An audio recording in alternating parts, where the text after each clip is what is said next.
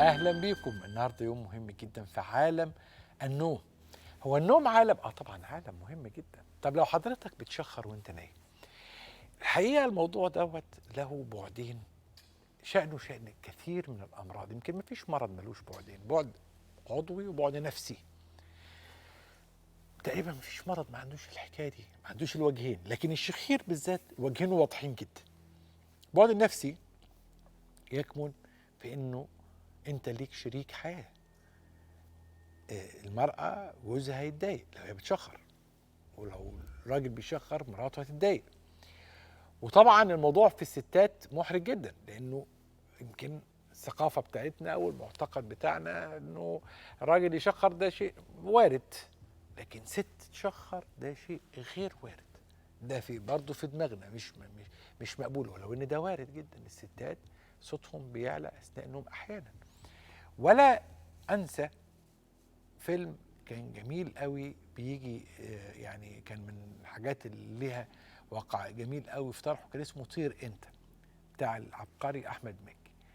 لما في اخر الفيلم خالص بيتكلم على يعني الجميله دنيا سمير غانم، والمبدعه في الفيلم ده برضو.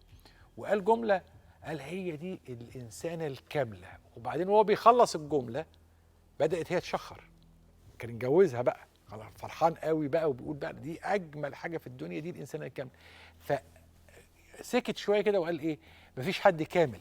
صحيح مفيش حد كامل، بس ما هي ماشي، ما هي ممكن يعني هو دي غلطه في السيناريو انه اعتبر ان ده شيء اكسبتبل لازم نتوافق معاه. لا، ده مش اكسبتبل، ده مش ده مرض، دي حاله مرضيه. ما ينفعش نتوافق، او بمعنى اصح نتأقلم معاه. لا يا باشا، ما ينفعش تأقلم معاه. حالة ممكن تؤدي لي إلى اضطراب في ضربات القلب، تؤدي لي ارتفاع ضغط الدم، تؤدي إلى نقص أكسجين مزمن داخل جسمي، تؤدي إلى فرص إصابة بأمراض أكثر خطورة، زي نقص الأكسجين المزمن بقى في المخ. يبدأ حجم المخ نفسه يقل مع الوقت، لأنه ما فيش أكسجين داخله كويس. من الأسباب والبليمينج فاكتور، من البليمينج فاكتورز الملامة في حدوث الزهايمر. وجدوا علاقة ما بين، في أبحاث ربطت ما بين الألزهايمر وما بين الشخير. فده حاجة مهمة جدا. خلينا النهارده نقرب من الموضوع النفسي كمان والاجتماعي، ونرحب بضيفي العزيز الذي يبدع في حواره دائما الاستاذ الدكتور هشام ابراهيم، استشاري الانف والاذن والحنجره، وصاحب دكتوراه الانف والاذن والحنجره والعلاج بالليزر، وصاحب زماله الجمعيه الاوروبيه للشخير وامراض النوم، والاستاذ زائد بمستشفى رويال كير العالمي بالخرطوم. اهلا بيك يا دكتور. اهلا يا دكتور ايمن بيك. الحقيقه عايز ابدا بحته الستات والشخير. مش بقى المره اللي فاتت اتكلمنا على الرجاله، النهارده نتكلم على الستات. الموضوع بقى في الست محرج قوي. طبعا. اه طبعا كان زمان الحقيقه الستاتستكس والاحصائيات بتقول ان الشخير في الست اكتر من الراجل والراجل اكتر من الست. الحقيقه يعني مع الخبرات ومع كم الحالات اللي الواحد بيشوفها وبيعملها النهارده الاثنين تقريبا بيتساووا. الاثنين تقريبا بيتساووا في مشاكل الشخير وفي السن بتاع الشخير وفي كل حاجه. اكتشفنا ان الشخير بيبتدي من سن 15 و16 سنه. كم حالات عندها 20 سنه بعمل لها حالات واختناق، حالات اختناق، مش حالات بس كبيره في السن. عنده 20 سنه وجاي لي يقول لي انا ما بنامش بالليل وعندي شخير وعندي خنقه. ازاي؟ عنده طوله 170 سم، وزنه 70 75، يبقى انا شايفه شخص طبيعي 100%. 100%. اقول له ازاي؟ المنظر اللي انا شايفه ده، كنا دايما لو حضرتك تفتكر اول ما بدانا حلقاتنا كنا بنقول شكل عيان الشخير تخين ومليان وشورت نيك رقبته ورقبته ولغد وقصير ومليان. النهارده ما بقاش الكلام ده خالص خالص. مش بيجي شرط طبعا. يكون، بس معظم حالات الوزن الزياده بيشخر. ده ده اكيد. الكلاسيك. ده اكيد انا لكن في ناس رفيعه بتشخر كتير جدا اه كتير جدا. ده طبعا لما بنكشف عليه بنلاقي ان المشكله موجوده، مشكله عضويه موجوده. ما عنده حاجز انفي معوج سدد مناخيره، عنده لوز متضخمه جدا سد مجرى التنفس. واخد بال حضرتك ازاي؟ فطبعا لما بتتشال المشكله دي وبنفتح له مجرى التنفس، تحسن بيبقى 100%. 100%. هو هنا بقى السؤال، ايه اللي يخلي اللوز تتضخم؟ ايه اللي يخلي حاجز انفي يتعوج؟ حاجز انفي يتعوج ده اسبابه يعني ما تهمناش الحقيقه، خبطه او مولود بيها مش هتفرق معايا. لكن تضخم اللوز ده شيء بيبقى موروث على فكره. ما فيش واحد مثلا عشان اصل هو لا، هو في ناس كده وراثيا عن الوالد وعن العم عندهم تضخم في اللوز. هي الحالات دي اللي بتيجي وحالات كتير وبنشخصها وبتتعمل والتحسن بيبقى 100%. هنسمع كلام ست بقى وهي بتحكي عن الشخير، فتعالوا نسمع كلام مدام عدلية ونسمع ونشوف ايه النقاط اللي مضايقاها. لانه برضو لما سمعنا قبل كده رجل وهو بيتحدث عن الشخير كان بيتكلم على انه سواق نقل تقيل وانه اجهاد وانه يصحى من النوم على خنقه وقلقان وانه له يعني تخوف من النوم. ده في وحته انه بدا يتنفس من بقه دي ضايقته في انه بدا يحس انه في اعراض جفاف، رمله في بقه بتاع. ده كلام الراجل. تعالوا نشوف الست ممكن تقول ايه. أنا اسمي عدلية رشاد، عندي 63 سنة. كان عندي مشكلة كبيرة لي 20 سنة وأنا بعاني منها، ما بعرفش أنام خالص وصوت شخير، وكانت حالتي صعبة وكرب بصراحة، ولا ما كنتش بعرف أنام خالص. و20 سنة وأنا بمر على الدكاترة، واحد يقول لي خسيلي والتاني يقول لي ما ينفعش سن الكبر والتاني ما لهاش أي علاج. فتعبت بصراحة فيها، تعبت وبقيت أبكي مش عارفة أنام. لو كنت باخد دور برد ما كنتش بعرف أنام خالص من دور البرد، كنت بفضل قاعدة لحد ما يخلص دور البرد. فالحمد لله في يوم من الأيام قاعدة قدام التلفزيون فشفت الدكتور هشام إبراهيم، فربنا كرمني اتصلت بيه قال لي تعالي اكشفي، فجيت كشفت.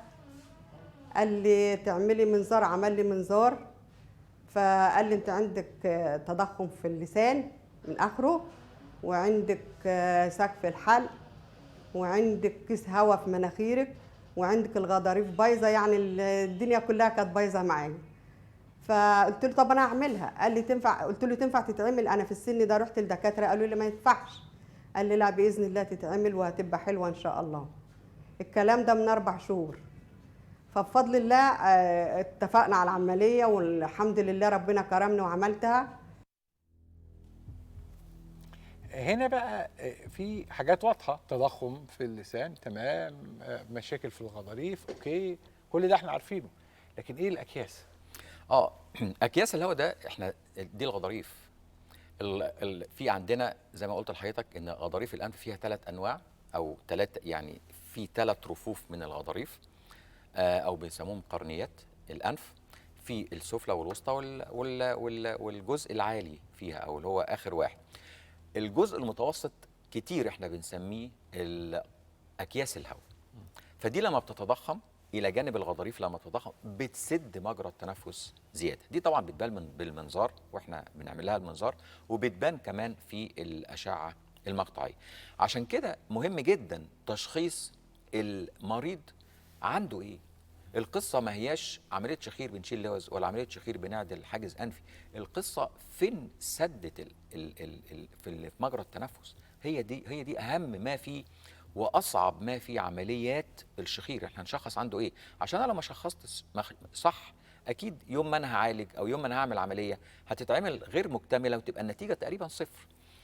المدام عدليه الحقيقه كمان كان عندها مشكله في اللسان، ودي يعني من الحالات القليله شويه، مش كل العيانين بنلاقي عندها مشكله اللسان، ودي بتبان في المنظار طبعا. اللسان عندها كان متضخم في الجزء الخلفي اللي عندها، وده كان بيقفل لها منطقه الهواء اللي تحت منطقه الحلق. فلو كنا احنا عملنا كل حاجه، عملنا لها سقف الحلق وعملنا لها الغضاريف وعملنا لها الحاجه، كل الكلام ده لو كان اتعمل وسيبنا الجزء بتاع اللسان اللي فيه السده، ولا كانت اتحسنت خالص. وهنا برضو الأجهزة مهمة جدا في حتة التدخل في عمليات اللسان. عمليات اللسان النهارده ممكن نتدخل فيها بكذا جهاز على حسب المكان فين والحجم ايه. عندنا من اول الراديو فريكونسي كنا بنشتغل، لكن النهارده الكوبليشن طبعا احسن بكتير في عمليات اللسان. والجزء وبرضو الشيفر الجهاز الحديث اللي جبناه برضو ده ليه دور مهم جدا في عمليات اللسان وعمليات اللوز اللسانيه. اللي احنا شايفينه ده اللي هو الشيفر. ده الشيفر بيخش داخل غضروف الانف، وبيبتدي يعمل استقطاع او بيشيل اجزاء من داخل الغضروف مع المحافظه على النسيج الخارجي لغضروف الانف، وده مهم جدا جدا طبعا. الشيفر من الاجهزه المتميزه للغايه. بالظبط كده. الكاشط يسموه الكاشط. ايوه تمام. ده الجهاز نفسه. ده الجهاز نفسه باليد اللي فوقيه.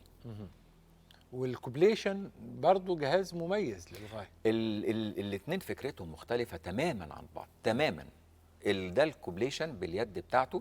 الكوبليشن ده يعني بيعمل زي بياكل خارجي او بيقلل حجم العضو خارجي. انا مش عايز ادخل في تفاصيل علميه الحقيقه عشان يعني المشاهد يتفرج علينا مش يقدر يستوعب، لكن الكوبليشن بيشتغل في الجزء الخارجي بيقلله جدا.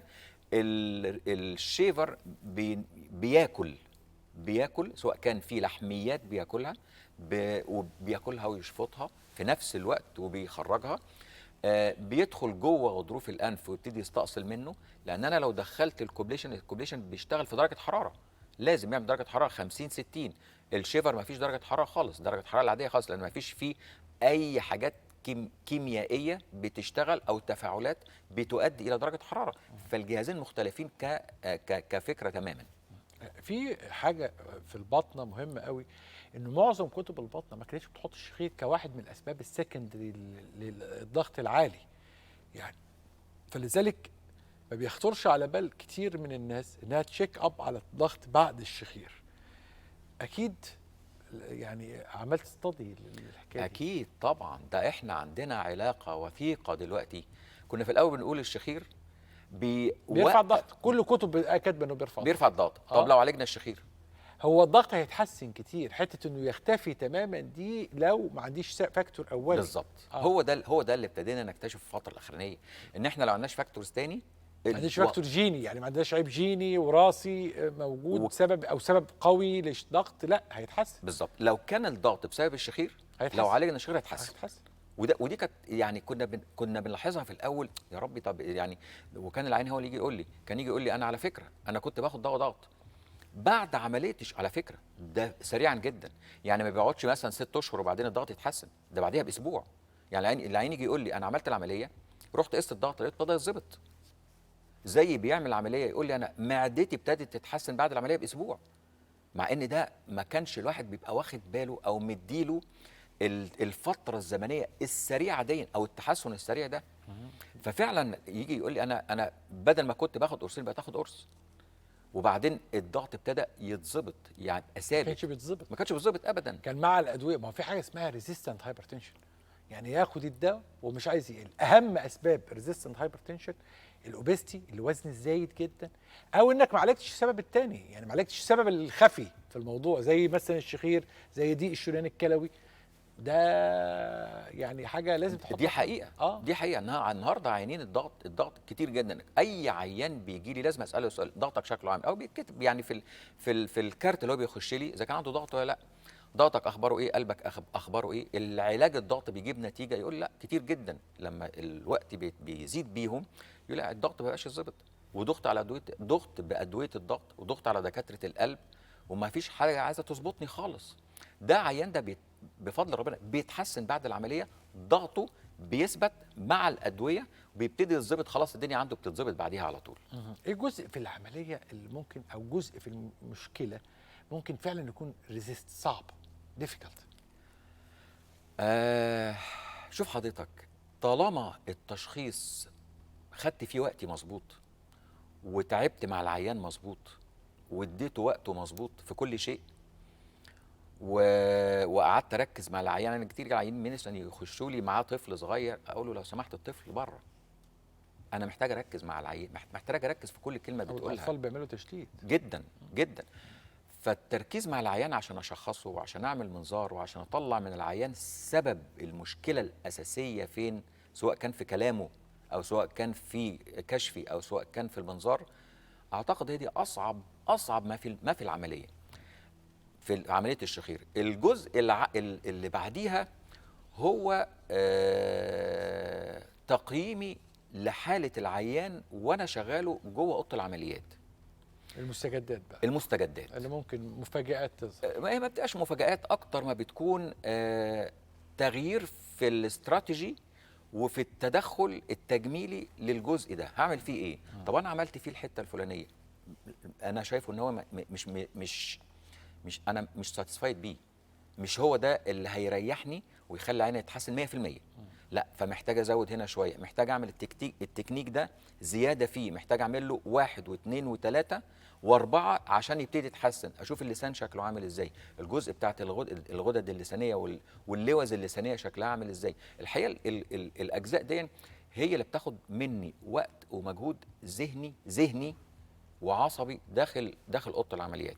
العمليه ممكن تاخد لها ساعه، بس ساعه ما هياش، او ساعه ونص او ساعتين على فكره، انما ما هياش بالايه، مش زي ما كنا بنعمل عمليه لواء زمان.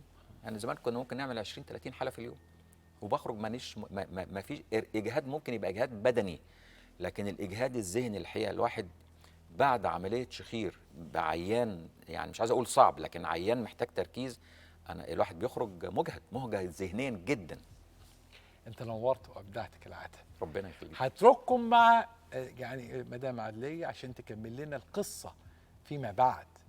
طبعا ضيفي العزيز الاستاذ دكتور هشام ابراهيم، استشاري الانف والاذن والحنجره، كان مبدعا كعادته ومنيرا في الدكتور. خليكم دايما مع الدكتور. والحمد لله ربنا من عليا بالشفاء، والحمد لله والشكر لله. انا الوقت عايشه طبيعيه، نفسي مرتاح، بعرف انام، بعرف اتحرك. الضغط بقى ما كنتش مخليه على الضغط ده، والله ما خليت عليه دكتور، وكنت باخد له 4 برشامات في اليوم. الوقت بفضل الله سبحانه وتعالى الضغط اتظبط معايا 100 ما عنديش اي مشكله في الضغط الحمد لله، وبقيت طبيعيه خالص، وما فيش اي مشكله بالنسبه لنفسي او مناخيري او ضغطي الحمد لله. حتى ضربات القلب كانت سريعه عندي، بفضل الله اتظبطت وبقيت زي الفل وبقيت طبيعيه بفضل الله. انصح كل واحد عنده ظروف زي دي ما يستناش، يعمل عمليه ويعيش ايامه مرتاحه، لان انا عانيت منها كتير وتعبت منها كتير. ففضل ان محدش يخاف منها، لان العمر بيد الله، والمفروض ان الواحد يعيش حياه طبيعيه ومرتاحه ويعمل العمليه في اي وقت مناسبه ليه. فبفضل الله سبحانه وتعالى ربنا كرمني الحمد لله، عملتها بان انا بشوف في التلفزيون بس، يعني بصيت لقيت الدكتور فبيشرح حالتي كانه بيشرح حالتي كلها. فبفضل الله انا اول ما شفت ان هو بيشرح الحاله اللي انا فيها دي، فرحت على طول وربنا كرمني وعمل لي العمليه بعد ما طلع لي بلاوي. بصراحه ما كنتش متخيله ان انا عندي كل ده. فبفضل الله ربنا كرمني والحمد لله عايشه حياه طبيعيه ومبسوطه وزي الفل.